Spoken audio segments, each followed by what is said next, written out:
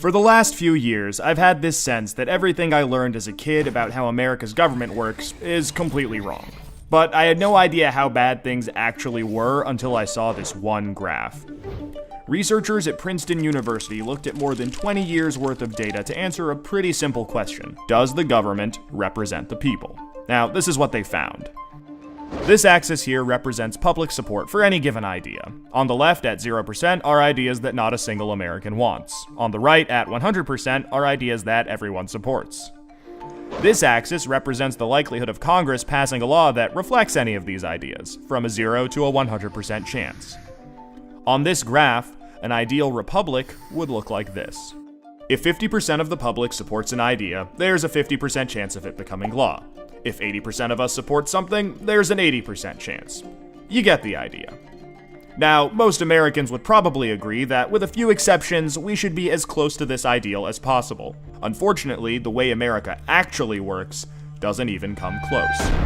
Take an idea that nobody supports, literally nobody, and it has about a 30% chance of becoming federal law. Now, take an incredibly popular idea, the most popular idea this country has ever seen, and there's also about a 30% chance of it becoming law. This means that the number of American voters for or against any idea has no impact on the likelihood that Congress will make it law.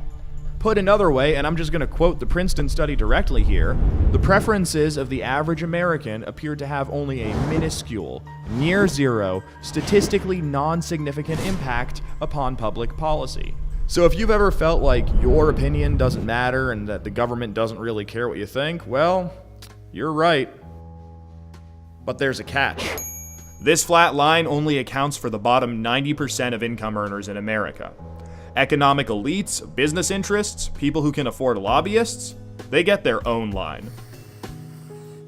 Look at how much closer their line is to the ideal. When they want something, the government is much more likely to do it. And when they don't, they have the power to completely block it from happening, no matter how much the rest of the country supports it. They get what they want, and guess who ends up paying for it?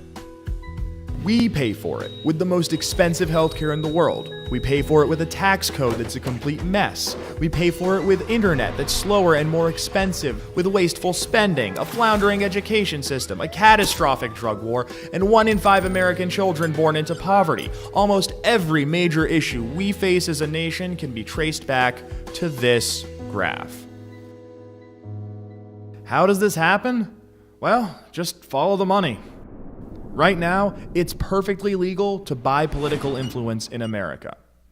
Here's how it works. Let's say a big bank wants a law that would force taxpayers to bail them out again if they repeat the exact same reckless behavior that crashed the global economy in 2008.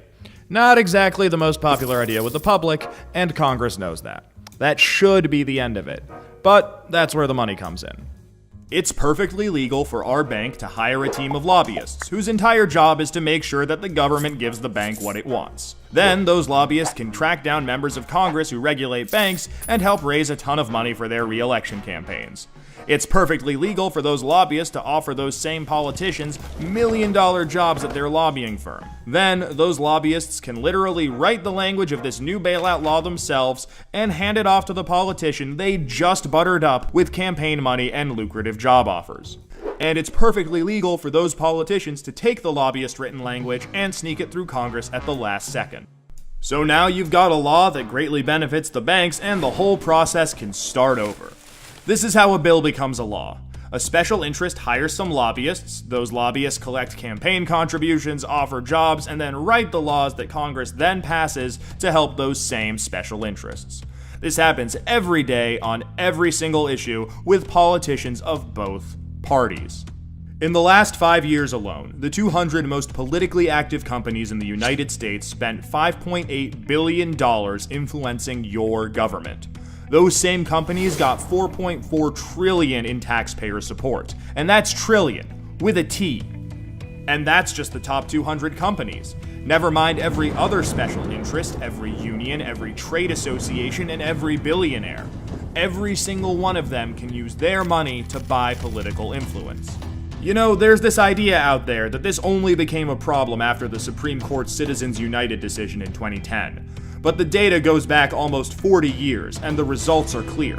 Corruption is legal in America.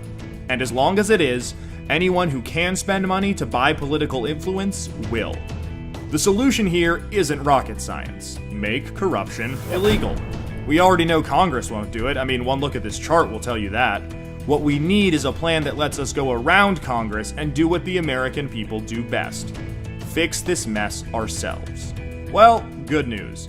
We have that plan and it's already working. Now that we've got the problem covered, let us show you how to be part of the solution.